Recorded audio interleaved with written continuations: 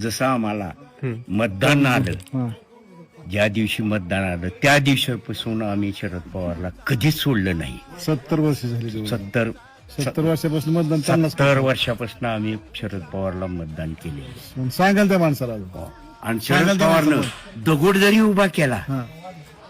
शरद पवार साहेबांनी दगड जरी उभा केला तरी सुद्धा आम्ही त्या दगडाला मतदान केलं, पण पवार साहेब. त्यांना सोडलं नाही.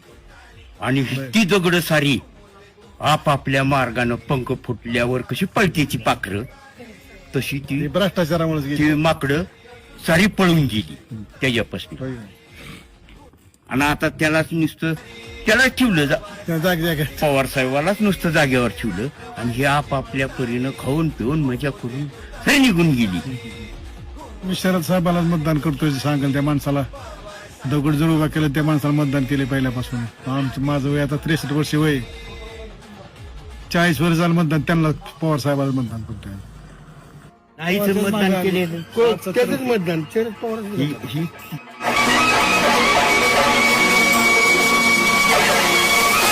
बलिराजा माता भगिनी